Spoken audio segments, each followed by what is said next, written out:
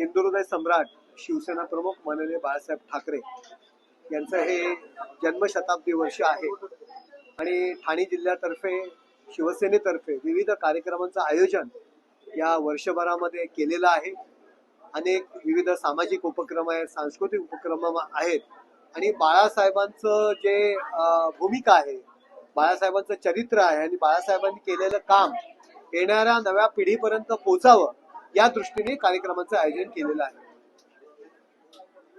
Sir, कुठेतरी खरी शिवसेना कोणाची असं देखील प्रश्न विचारला जातो। बाळासाहेबांची आज जन्मशताब्दी पर्व आहे, यानिमित्त अनेक कार्यक्रम देखील होणार। उपमुख्यमंत्री आज सगळ्या कार्यक्रमांची घोषणा देखील करणार आहेत। सरकारच्या माध्यमातून हे कार्यक्रम राबवले जातात। खरी शिवसेना ही बाळासाहेबांची आहे आणि बाळासाहेबांचं हिंदुत्वाचं जे तत्व आहे, हिंदुत्वाची जी भूमिका आहे ती मध्यंतरीच्या काळात काँग्रेसच्या दावणीला बांधली होती। हिंदुहृदय सम्राट म्हणण्याकरता सुद्धा त्यांना लाज वाटत होती, परंतु एकनाथ शिंदे साहेबांनी घेतलेली भूमिका आणि त्यांनी पुन्हा हिंदुत्वाकडे वाटचाल या शिवसेनेची नेलेली आहे आणि महाराष्ट्राने वेळोवेळी दाखवून दिलेले आहे की महाराष्ट्रामध्ये एकनाथ शिंदे साहेबांच्या नेतृत्वाखाली जी शिवसेना, की ज्या शिवसेनेचे मुख्य नेते एकनाथ शिंदे साहेब आहेत, जनतेने कौल हा त्या शिवसेनेला दिलेला आहे। त्यामुळे याचं उत्तर लोकांनी मतदानातून दिलेलं आहे। भास्कर जाधव म्हणतात की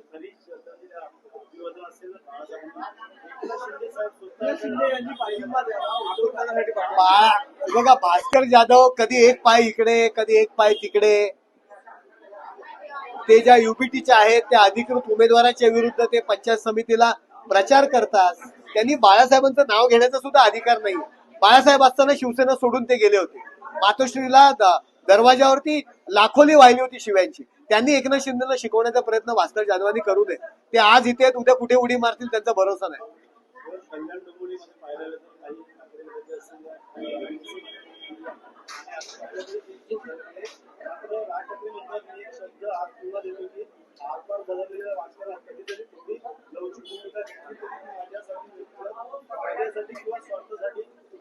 कल्याण डोंबिवलीचा विषय 2 दिवसापूर्वी झालेला आहे। मला वाटतं आता याच्यावरती जास्त चर्चा करणे योग्य नाही।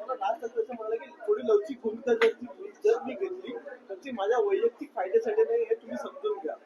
मला एवढंच म्हणायचं आहे की राजसाहेबांनी त्यांची भूमिका सांगितलेली आहे, याच्यावरून अंदाज आपण घ्यायला पाहिजे त्यांची भूमिका काय।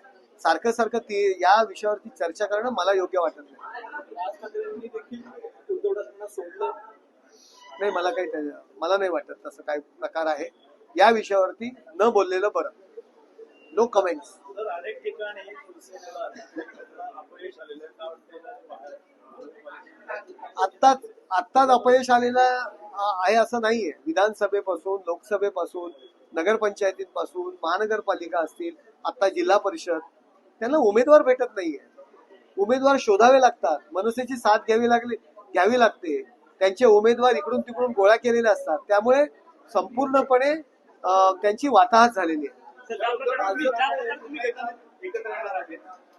निवडणुकीच्या काळात एकत्र आले होते, बाळासाहेबांच्या एकत्र येणार आहे, काय वाटतंय? त्यांची युती झालेली आहे, तर एकत्र आले तर त्यांना शुभेच्छाच आहेत। आता त्यांनी एकत्र आले म्हणून आम्हाला काय वाटतं हा काय विषय नाहीये ना। त्यांची युती आहे, त्यांची आघाडी आहे, तर एकत्र येणार।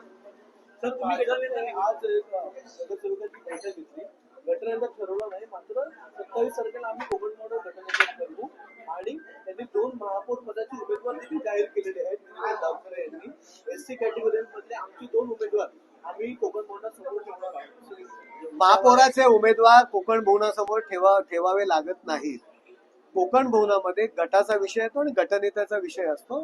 त्यांनी त्यांची भूमिका मांडलेली आहे। या संदर्भात निर्णय माननीय एकनाथ शिंदे साहेब, रवींद्र चव्हाण आणि देवेंद्रजी फडणवीस घेतील। त्यांनी सांगितलं की येणाऱ्या काळामध्ये आम्ही शिवसेनेसोबत बसून प्रस्ताव मांडणार आहे। तुमच्या समोरचा प्रस्तावाला स्थानिक पातळीवरती तर प्रस्तावामध्ये त्यांचं कशा नक्कीच प्रस्तावावरती आम्ही चर्चा करू। मी रात्री सुद्धा निरंजन डावकरेंशी चर्चा केलेली आहे या संदर्भात। असं काय नाही, आम्ही युतीमध्ये लढलेलो आहोत, आम्ही चर्चा करू आणि निर्णय घेऊ। परिवहन खातं असेल किंवा अशा अनेक जे महत्वपूर्ण खाते आहेत, महापौर असेल, उपमहापौर असेल, त्यांची देखील जी आहे ती चर्चा करून तुमच्याकडे प्रस्ताव देणार आहेत। काय सल्ला वाटा मिळेल का? युती झाली की चर्चा ही होतेच आणि निवडून आलेले नगरसेवक, मुंबई महानगरपालिका आहे, ठाणे महानगरपालिका आहे, कल्याण डोंबिवली महानगरपालिका आहे, उल्हासनगर महानगरपालिका युती आहे, बसून योग्य तो तोडगा निघेल. दीपक जाधव जे दिव्यामधले नगरसेवक आहेत त्यांचं नाव देखील कल्याण लोकसभा मधून हा यावेळीचा महापौर बसेल का, कारण की त्यामध्ये पण एक नगरसेवक येणार. 2-3 नगरसेवक एससी कॅटेगरीतले कल्याण लोकसभा मधले आणि वागळेच्या पट्ट्यामध्ये देखील 2 नगरसेविका आहेत. विमल भोईर आहेत आणि दर्शना जानकर आहेत. अरे खूप लोक आहेत. कल्याण लोकसभेमध्ये 3 लोक आहेत की जे एससी कॅटेगरीचे आहेत. कोपरीमध्ये आहे, वागळे स्टेटमध्ये आहे, वर्तक नगरमध्ये आमचे मानपाडा घोडबंदर यामध्ये आहे. आमच्याकडे खूप उमेदवार आहेत. पक्षाचे आमचे मुख्य नेते एकनाथ शिंदे साहेब त्या ठिकाणी योग्य तो निर्णय घेतील. परंतु यापैकी फायदा वागळेला जास्त मानपान मिळत आलेलं आहे. असं कोण म्हणालं? असं कोण म्हणालं? हे बघा, ठाणे शहर आहे त्याच्यामुळे शहर महानगरपालिका क्षेत्र म्हणून आम्ही काम करतो. वागळे वगैरे असं तुम्ही आतापर्यंतच पाहिलं तर मी कोपरीमध्ये आहोत, मी महापौर झालेलो आहे, मी सभागृह नेता झालेलो, मी वागळेमध्ये नव्हतो राहत. यापूर्वी स्थायी समिती सभापती संजय भोईर होते, ते माजिवडा मानपाडा बाळकुंमध्ये राहत होते. रमाकांत मडी हे दिव्यामध्ये उपमहापौर म्हणून राहत होते. मीनाक्षी शिंदे या घोडबंदर पट्ट्यामध्ये राहत होता. अशा पद्धतीचा वागळे कोपरी आम्ही सगळे एकसंघ आहोत. ठाणे महानगरपालिका म्हणून आम्ही एक क्षेत्र समजतो. त्यामुळे वागळे कोपरी नौपाडा असा काही विषय नाहीये. आमच्या पल्लवी कदम या ठाणे शहरातल्या आहेत, त्या आमच्या उपमहापौर होत्या. आता पवन कदम ठाणे शहरातले आहेत, आता गटनेते झालेले आहेत. अशा पद्धतीचा विषय माध्यम तयार करतायत, असं काही विषय नाहीये. जी नावं सध्या चर्चेमध्ये आहेत त्यापैकी काही जण जे आहेत ते प्रथमच निवडून आलेले चर्चेमध्ये प्रथमच निवडून आलेले आहेत. परंतु आणखीन काही जे आहेत ते दुसऱ्या पक्षातून तुमच्या शिवसेनेच्या तिकिटावरती निवडून आलेले आहेत. परंतु काही जण जे आहेत ते गेल्या अनेक वर्षांपासून शिवसेनेमध्ये आहेत. नेमका कोणत्या गोष्टींचा विचार केला जाईल महापौर पदासाठी? चर्चा कुठेच सुरू नाहीये. आमच्यामध्ये पण चर्चा नाही, माध्यम चर्चा घडवत आहेत. आमच्याकडे मुख्य नेते एकनाथ शिंदे साहेब सारासार सगळा विचार करून निर्णय घेतील. सर, ठाण्यानंतर नोव्हेंबरमध्ये काय चेहरा असणार आहे स्टँडिंगसाठी? तुमच्या देखील तिकडे देखील सत्तेची वाटाघाटी होईल की सगळी महत्वाची पद ही भाजपकडे जातील आणि शिवसेना विरोधी बाकावर? नवी मुंबईमध्ये मी आज संध्याकाळी जाणार आहे. आपण नवी मुंबई विषयावरती नवी मुंबईत बोलूया. ठाण्यामध्ये आम्ही युती म्हणून लढलोय, नवी मुंबईत वेगवेगळं लढलोय.